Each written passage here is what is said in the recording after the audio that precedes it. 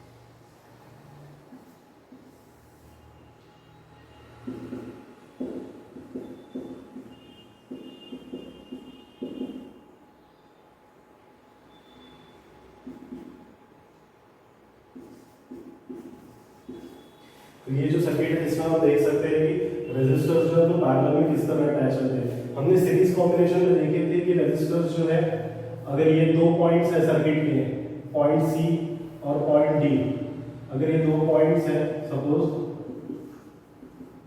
तो रेजिस्टर जो है वो एक के बाद एक आते हैं कंटिन्यू में। तो इनके जो दो एंड्स है, जब रेजिस्टर के दो एंड, हर रेजिस्टर के दो एंड सर्किट के कांटेक्ट में आते हैं, यानी जैसे ये पहला रेजिस्टर है, इसका जो ये एंड है ये सर्किट के कांटेक्ट में है, वैसे ही दूसरा एंड भी सर्किट के कांटेक्ट में है, यानी हर एक रेजिस्टर जिसके दोनों एंड सर्किट के कांटेक्ट में आते हैं उस कॉम्बिनेशन को बोलते हैं हम पैरेलल कॉम्बिनेशन। और इस केस में सीरीज कॉम्बिनेशन के केस में ये जो दो एंड्स है रेजिस्टर के, ये पॉइंट सी के कांटेक्ट में आ रहा है इसका एंड, लेकिन पॉइंट डी के कांटेक्ट में इन दो रेजिस्टर्स के बाद आ रहा है। तो इस हिसाब से हम देखेंगे तो यहाँ पे जो पॉइंट ऑफ कांटेक्ट है दोनों एंड का वो सी और डी के साथ हो रहा है, यानी हर एक रेजिस्टर का पॉइंट ऑफ कांटेक्ट, हर एक रेजिस्टर के दोनों एंड इस सर्किट के साथ डायरेक्टली जुड़े हुए हैं, इसलिए हम इसको बोलते हैं पैरेलल कॉम्बिनेशन। सीरीज कॉम्बिनेशन के केस में करंट जो था वो कांस्टेंट था, यानी करंट जो हमने एक बार अप्लाई किया वही हर एक रेजिस्टर को उतना ही करंट पास हो रहा था, हर एक रेजिस्टर से उतना ही करंट पास हो रहा था। लेकिन पैरेलल कॉम्बिनेशन के केस में क्या होता है, पैरेलल कॉम्बिनेशन के केस में हर एक रेजिस्टर के साथ अलग-अलग current amount of current pass होता है, हर एक रेजिस्टर के अंदर से अलग-अलग अमाउंट ऑफ करंट पास होता है, इसलिए हम यहाँ पे अलग-अलग एमीटर लगाते हैं। एमीटर का काम होता है करंट को गिनना, और हर एक रेजिस्टर से अलग-अलग current amount of current flow होता है, इसलिए हम हर एक रेजिस्टर के साथ अलग-अलग एमीटर लगाते हैं ताकि वो करंट की अलग-अलग वैल्यूज को गिन सके। सीरीज कॉम्बिनेशन के केस में जो वोल्ट है, पोटेंशियल डिफरेंस है हर एक रेजिस्टर का, वो होता है डिफरेंट, इसलिए हम V1, V2, V3 ऐसी वैल्यूज फाइंड आउट करते हैं। लेकिन पैरेलल कॉम्बिनेशन के केस में जो पोटेंशियल डिफरेंस है तीनों रेजिस्टर्स या जितने भी रेजिस्टर्स पैरेलल कॉम्बिनेशन में हम लगाते हैं उन सबके थ्रू जो पोटेंशियल डिफरेंस आता है, यानी उनके अक्रॉस जो पोटेंशियल डिफरेंस रहता है तीनों रेजिस्टर्स के अक्रॉस वो रहता है सेम। इसलिए यहाँ हम I की वैल्यू लेंगे अब I1, I2 एंड I3, और जो पोटेंशियल डिफरेंस होगा तीनों रेजिस्टर्स के अक्रॉस वो रहेगा कांस्टेंट यानी कि V। तो अब हम देखते हैं कि इसमें हमने जैसे पिछले केस में सीरीज कॉम्बिनेशन के केस में इफेक्टिव रेजिस्टेंस RS निकाले थे, S इसलिए क्योंकि सीरीज कॉम्बिनेशन था। अब हम इस केस में भी इफेक्टिव रेजिस्टेंस निकालेंगे, लेकिन वो हम निकालेंगे RP के फॉर्म में, क्योंकि ये है पैरेलल कॉम्बिनेशन, इसलिए हम इफेक्टिव रेजिस्टेंस ऐसे निकालेंगे। तो अब हम डेरिवेशन की तरफ बढ़ते हैं। इफेक्टिव रेजिस्टेंस का फार्मूला हम कैसे डिराइव करेंगे पैरेलल कॉम्बिनेशन के केस में।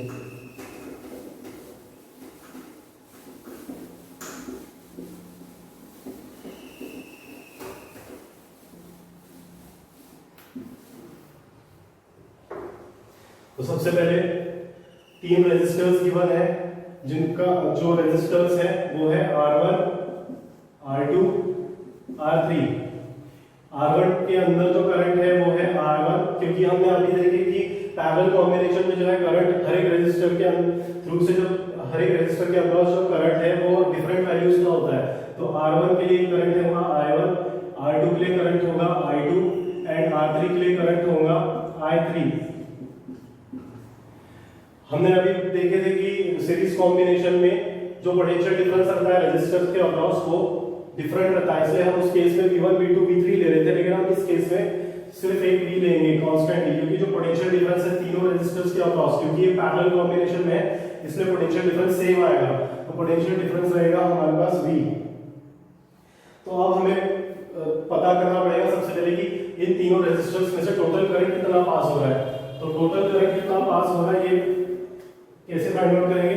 जो करंट है total current equals to I1 plus I2 plus I3, इसको हम नाम दे देते हैं इक्वेशन 1।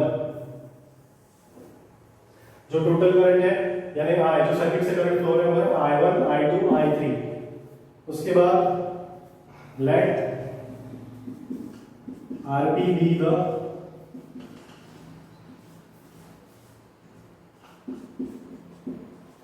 effective resistance। RP जो है वो इफेक्टिव रेजिस्टेंस हो जाएगा। तो ओम्स लॉ के अकॉर्डिंग हमने क्या पढ़े थे? V इक्वल्स टू होता है IR, V इक्वल्स टू होता है IR according to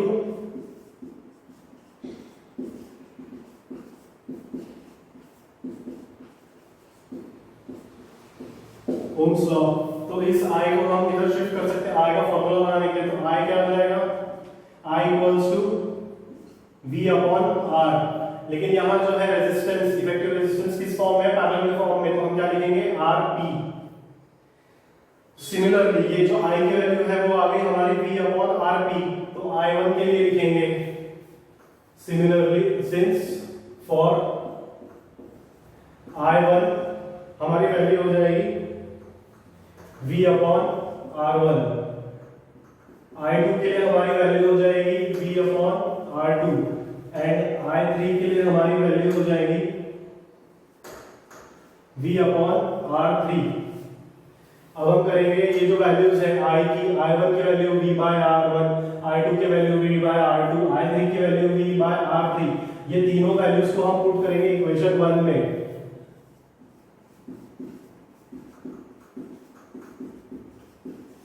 Substituting the values of I1, I2 and I3 in equation 1। हम इक्वेशन 1 में पुट करेंगे तो हमारी क्या वैल्यू आएगी?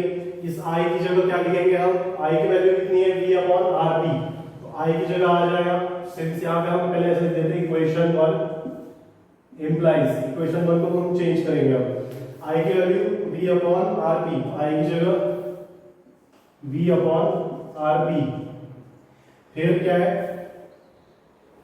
I1, तो I1 की वैल्यू क्या है? V अपॉन R1, फिर प्लस I2 की वैल्यू क्या है? V upon R2, plus I3 की वैल्यू क्या आएगी? V upon R3। इस केस में जो है V जो टर्म है वो कांस्टेंट है, तो हम ऐसा लिख सकते हैं V upon RP equals to V 1 upon R1 plus 1 upon R2 plus 1 upon R3।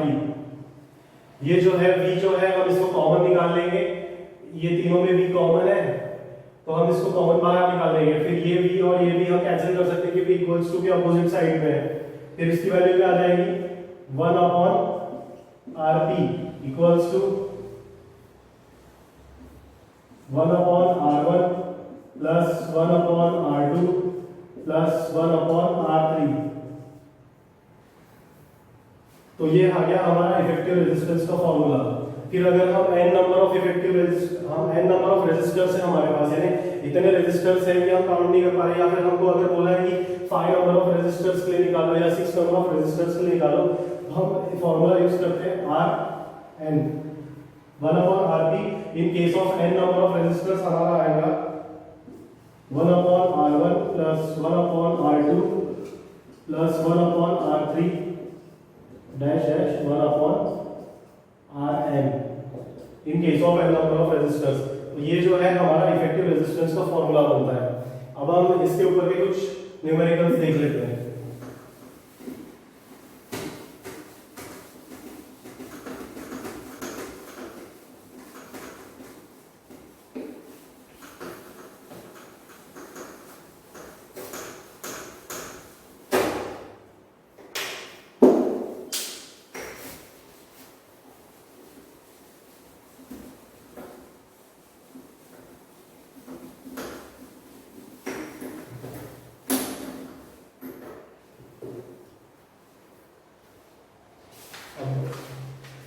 Resistors in parallel के हम कुछ एग्जांपल्स देखते हैं। जैसे फर्स्ट एग्जांपल,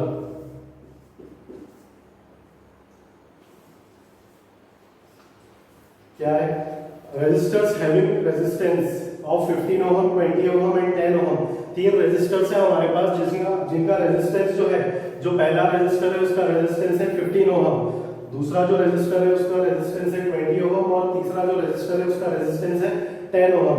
ये तीनों कनेक्टेड है एक सीरीज में, यानी तीन रेजिस्टेंस है।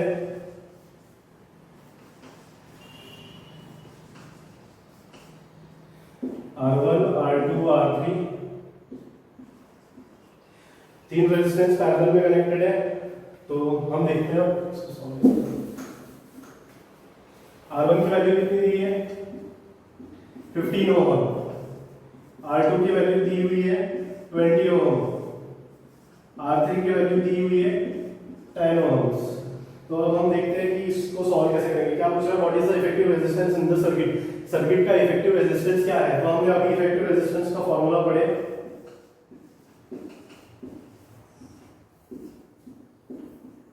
1 upon Rp equals to 1 upon R1 plus 1 upon R2 plus 1 upon R3।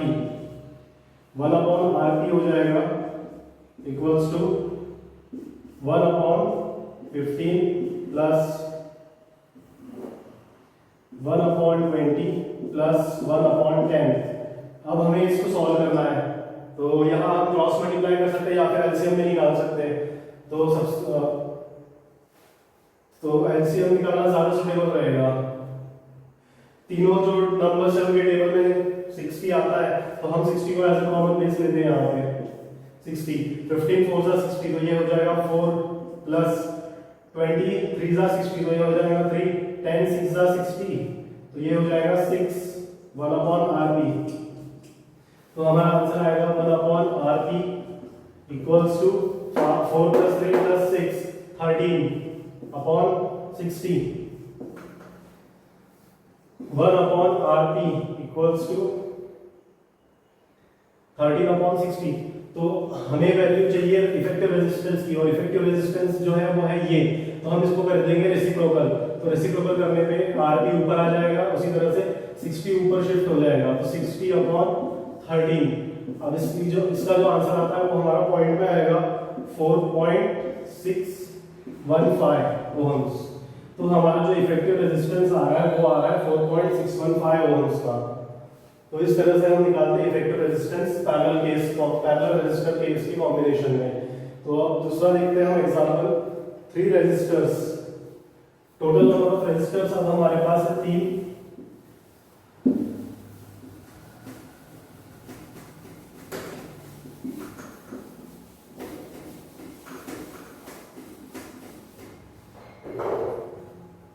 First जो रेजिस्टर है उसका है 5 ओम का रेजिस्टेंस, R2 का रेजिस्टेंस है 10 ओम का, और R3 का रेजिस्टेंस है 30 ओम्स का। फिर क्या बोल रहा है? तो potential difference is applied of V volts.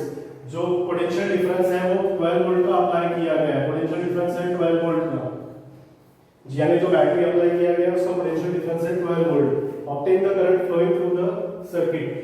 तो पैरेलल कॉम्बिनेशन के केस में जो पोटेंशियल डिफरेंस है वो कांस्टेंट होता है हर एक रेजिस्टर के अक्रॉस। हमें क्या बोल रहा है? करंट निकालना है अक्रॉस ईच रेजिस्टर, यानी फाइंड क्या करना है? I1, I2 और I3, ये तीनों हमको फाइंड आउट करना है कि कितना है, यानी फर्स्ट रेजिस्टर के अक्रॉस करंट, सेकंड के अक्रॉस करंट और थर्ड के अक्रॉस करंट कितना है, हमें ये फाइंड आउट करना है। तो सबसे पहले हमारे पास फॉर्मूला है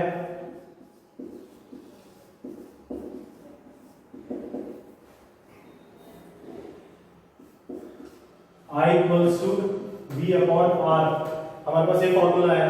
तो अब पैरेलल के केस में क्या हो जाएगा, पैरेलल के केस में जब करंट अलग अलग रहता है तो I1 के लिए हम यूज करेंगे। तो फर्स्ट हमें निकालना है पहले I1, तो I1 इक्वल्स टू V जो है वो हमेशा सेम रहता है और R क्या हो जाएगा, R1, क्योंकि हम निकाल रहे हैं रेजिस्टर 1 के लिए, तो R1, I1 हमारे पास आ जाएगा। तो V की वैल्यू कितनी है 12, R1 की वैल्यू कितनी है 5, तो हमारा I1 आ जाएगा 2.4 एम्पियर। करंट को हम हमेशा एम्पियर में गिनते हैं, यूनिट लगाना मत बोलना कोई भी। सेकंड हमको निकालना है I2, V कांस्टेंट रहता है और V के साथ V के अपॉन में आ जाएगा R2। V की वैल्यू कितनी है 12, R2 की वैल्यू 10, तो इसका आंसर आ जाएगा 1.2 एम्पियर। हमारे पास I2 की वैल्यू भी आ गई। अब थर्ड वैल्यू I3 की, तो I3 के लिए V अपॉन R3, V की वैल्यू कितनी है 12, R3 की वैल्यू कितनी है 30, तो यहाँ I3 की वैल्यू आ जाएगी 0.4 एम्पियर। तो इस तरह से हमने तीनों इंडिविजुअल रेजिस्टर्स के अक्रॉस कितना करंट जा रहा है, I1, I2 और I3, हमने तीनों की वैल्यूज निकाल ली है। अब वो बोल रहे हैं कि इफेक्टिव रेजिस्टेंस भी फाइंड आउट करो, लेकिन इफेक्टिव रेजिस्टेंस निकालने के लिए पहले हमको टोटल करंट फाइंड आउट करना पड़ेगा। तो टोटल करंट निकालने के लिए हम क्या करेंगे, हमने इंडिविजुअल करंट निकाल लिए, हर एक रेजिस्टर के अक्रॉस कितना करंट जा रहा है। तो टोटल करंट निकालने के लिए हम कर देंगे तीनों का plus, I1 plus I2 plus I3, ये हो जाएगा 2.4 प्लस 1.2 प्लस 0.4, कितना हो जाएगा टोटल, आंसर आएगा 4 एम्पियर। तो टोटल करंट जो है पूरे सर्किट में वो आएगा 4 एम्पियर का। ठीक है, अब हमको निकालना है इफेक्टिव रेजिस्टेंस। इफेक्टिव रेजिस्टेंस का फॉर्मूला क्या है, 1/RP equals to 1/R1 plus 1/R2 plus 1/R3। 1/R1 कितना है, R1 की वैल्यू कितनी थी हमारे पास 5 ओम्स, 1/5 प्लस 1/R2 की वैल्यू थी हमारे पास 10 प्लस, और R3 की वैल्यू थी 30 ओम्स, तो 1/30। तो अब हम इसका करेंगे क्रॉस मल्टीप्लाई या फिर एलसीएम, आपको जैसा सुटेबल लगे। तो इन तीनों के टेबल में एक चीज कॉमन आती है वो है 30, तो हम 30 को एज अ बेस रख के बाकी की वैल्यूज निकाल लेंगे। तो 5 6 होता है 30, तो ये हो जाएगा 6, 10 3 होता है 30, तो न्यूमरेटर हो जाएगा 3 प्लस 30 1 30, तो ये बन ही रहेगा। तो यहाँ हमारे पास वैल्यू आएगी 1/RP equals to 6 plus 3 9, 9 plus 1 10, 10/30, 1/3। तो RP की वैल्यू आएगी 1/RP की वैल्यू आ रही है 1/3। तो हम अब इसको कर देंगे रेसिप्रोकल, RP की जो वैल्यू आ जाएगी वो आ जाएगी 3 ओम्स, यानी जो इफेक्टिव रेजिस्टेंस आ रहा है वो आ रहा है 3 ओम्स का। तो इस तरह से हम फाइंड आउट कर सकते हैं इफेक्टिव रेजिस्टेंस, टोटल करंट और बाकी सब चीजें जो भी हमें गिवन दी हुई है। अब अगली वीडियो में हम एक बार चैप्टर को रिवाइज कर लेंगे जितना हमने अभी तक पढ़े, शुरुआत से लेकर आखिरी तक इन शॉर्ट। तो आज के लिए इतना ही, थैंक यू।